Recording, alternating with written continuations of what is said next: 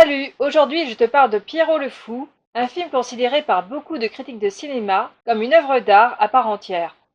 Réalisé par Jean-Luc Godard et sorti en 1965, avec Jean-Paul Belmondo et Anna Karina dans les deux rôles principaux, il est assez emblématique de la nouvelle vague française. Il est même devenu mythique, c'est le film culte des post-68 arts. Et en plus, c'est le seul film expérimental de Jean-Luc Godard à avoir connu autant de succès auprès du grand public. Alors dans cette vidéo, je t'en livre mon analyse. C'est parti.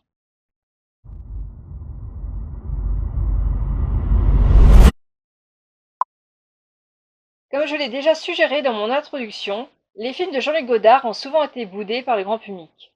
La raison en est que ce réalisateur n'était pas vraiment un raconteur d'histoire, ce n'est pas ce qui l'intéressait dans sa démarche de cinéaste. Or, dans Pierrot le Fou, il existe une trame narrative. Par ailleurs, le film peut nous sembler improvisé au niveau de la mise en scène et des répliques, mais ce n'est qu'une apparence. En réalité, le réalisateur est très précis dans sa mise en scène. Librement inspiré par le roman américain Le démon de 11 heures, écrit par Lionel White, le film nous raconte l'histoire de Ferdinand Griffon, un mec marié issu d'un milieu bourgeois, menant un train de vie rangé, mais qui est malheureux. Il traverse une crise existentielle, car il vient de perdre son emploi à la télévision, et sa femme entame une procédure de divorce. Un soir, il se rend à une soirée mondaine chez ses beaux-parents. Les conversations entre les invités ressemblent à des répliques de spots publicitaires. Ferdinand se sent à l'étroit et s'ennuie. Mais il rencontre par hasard Marianne, une ancienne petite amie devenue baby-sitteuse, qui fait la garde de ses enfants ce soir-là. C'est assez qu'il décide de tout plaquer en partant à l'aventure en sa compagnie, comme ça, sur un coup de tête. Ensemble, ils vont se rendre en voiture au bord de la mer Méditerranée. C'est une histoire assez rock'n'roll en fait. Néanmoins, Marianne est impliquée dans des affaires criminelles et se retrouve traquée par des tueurs à gages de l'OAS. Par ailleurs, tout au long de leur voyage, les deux protagonistes vont commettre quelques délits parce qu'ils n'ont pas d'argent pour payer l'essence. S'ensuit une course-poursuite dans laquelle ils auront la police à leur trousse, en plus d'être mêlés à un trafic d'armes et à un complot politique. Mais en même temps, ils feront des expériences et des rencontres diverses et variées au cours de leur périple. On considère d'ailleurs ce film comme le premier road movie de l'histoire du cinéma. La première fois que j'ai vu le film, je l'ai trouvé difficile à appréhender car il n'obéit en rien au code traditionnel du cinéma. En effet, Godard a créé un mélange des genres assez inédit, comprenant à la fois du polar, du road movie, de la comédie musicale, de la romance, de la comédie, du documentaire sur l'art, du film expérimental, voire même de l'autofiction. Tout ceci a pour effet de dérouter le spectateur qui ne retrouve plus ses repères. Je crois que le réalisateur n'aurait pas pu trouver mieux que Jean-Paul Belmondo pour le rôle de Ferdinand, car c'était un acteur extrêmement versatile, capable de jongler avec tous les genres de rôles, que ce soit des rôles de saltimbanque, de voyou, ou encore des rôles plus dramatiques. Si Godard brouille toutes les frontières entre les genres, il crée aussi une confusion entre le comique et le tragique. En effet, si le film se termine mal, et la bande-son composée par Antoine Duhamel nous en révèle la nature essentiellement tragique, il revêt par moments des aspects burlesques. Par exemple lorsque Ferdinand rentre dans le bar en chevauchant la fenêtre, ou encore lorsque Marianne tue le nain avec une paire de ciseaux. Dans cette scène, on dirait que le réalisateur cherche à nous montrer de manière explicite que le sang, c'est un trucage fait avec de la peinture rouge. Je crois bien qu'il cherche à mettre en valeur le côté artificieux de son film. D'une manière générale, Godard ne cherche absolument pas le réalisme et la vraisemblance. Cela donne un côté surréaliste au film.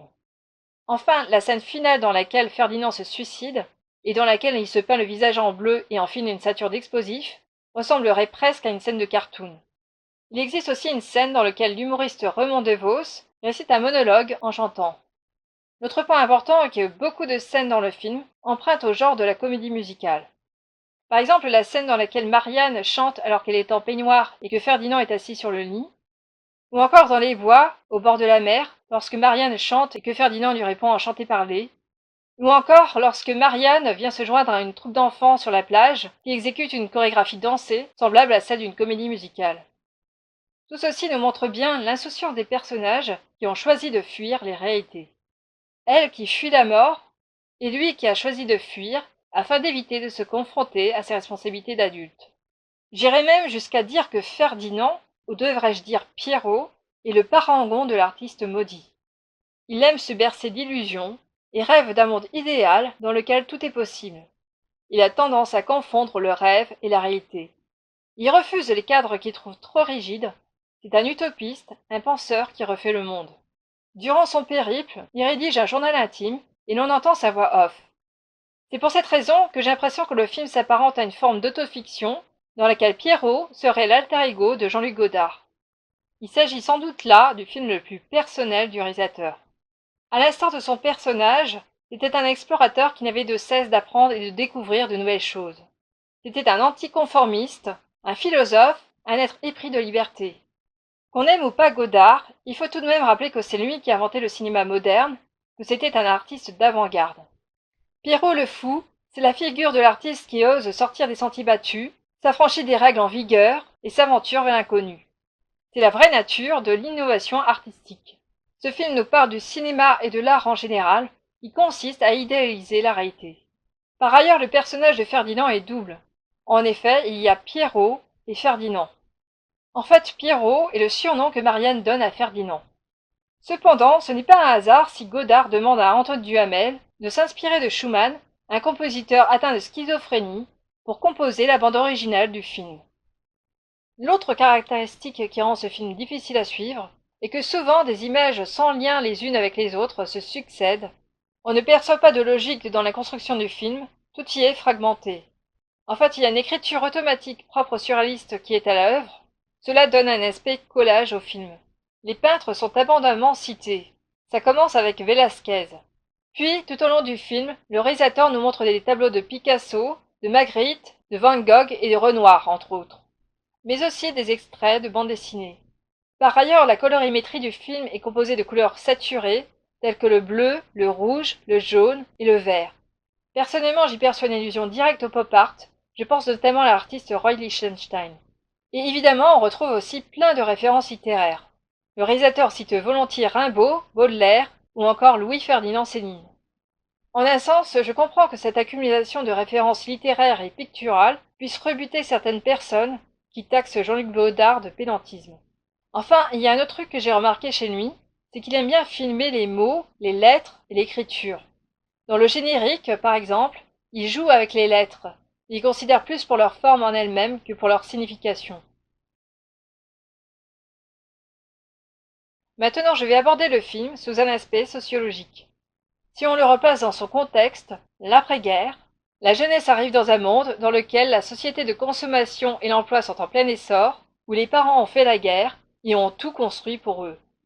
Par ailleurs, les croyances religieuses se sont ébranlées. Dans les années 60, les jeunes gens peuvent se trouver déroutés par l'éclatement des liens traditionnels, ils ont du mal à donner sens à un monde qui évolue et qui se fragmente. De cela, le spectateur peut faire l'expérience devant le cinéma de la nouvelle vague, parmi lesquels Pierrot le Fou, dont le style rend compte d'une forme de perte, de déroute et de fragmentation. Ce que met aussi en évidence le film, c'est l'isolement de l'individu face à la difficulté de communiquer avec ses semblables. Lorsque Ferdinand et Marianne arrivent au bout de leur périple sur une île, ils vivent dans une sorte de paradis originel dans lequel ils ne vivent que de chasse et de pêche. Ils ne se parlent même plus et vivent dans le silence, chacun vaqué à ses propres occupations. Je crois que ce film porte en partie sur l'incommunicabilité entre les êtres. Le sociologue Edgar Morin voyait dans cette génération ayant succédé à la Seconde Guerre mondiale une grande tristesse et un immense ennui. D'ailleurs, il y a un passage vers la fin du film dans lequel le spectateur est amené à éprouver un certain sentiment d'ennui, plus à l'instar du personnage de Marianne. Ce qui caractérise cette génération, c'est le sentiment de mélancolie. Les jeunes réagissent par un repli nihiliste, un scepticisme généralisé, une attitude blasée et indifférente à tout. Dans son film, Jean-Luc Godard nous dépeint une jeunesse sans réelle occupation sérieuse dans la vie et d'une frivolité gratuite et passive. Par exemple, il y a une scène tout à fait loufoque dans laquelle Marianne jette sa valise de fringues en pleine nature. Ce qui est aussi fréquent dans la manière de représenter la jeunesse dans les films de la nouvelle vague, c'est un refus général de travailler, de vivre selon les conventions en vigueur et de respecter les valeurs morales que l'on prône dans la société des adultes.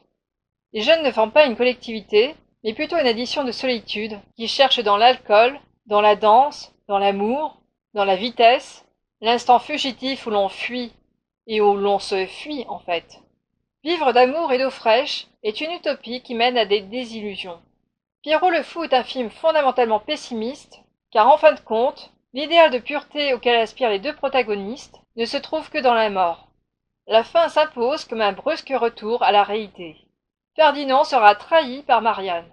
Bien que les deux personnages semblent former un couple idéal et complémentaire, lui étant intellectuel et contemplatif, et elle étant impulsive et toujours dans l'action, cette union ne va pas fonctionner.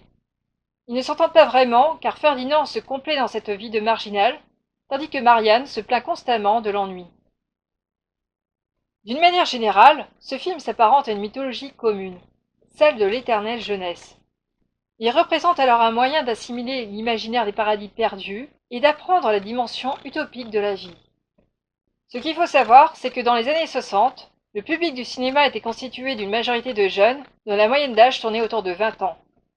Le cinéma de la nouvelle vague représentait essentiellement la jeunesse. Il lui tendait un miroir, en quelque sorte.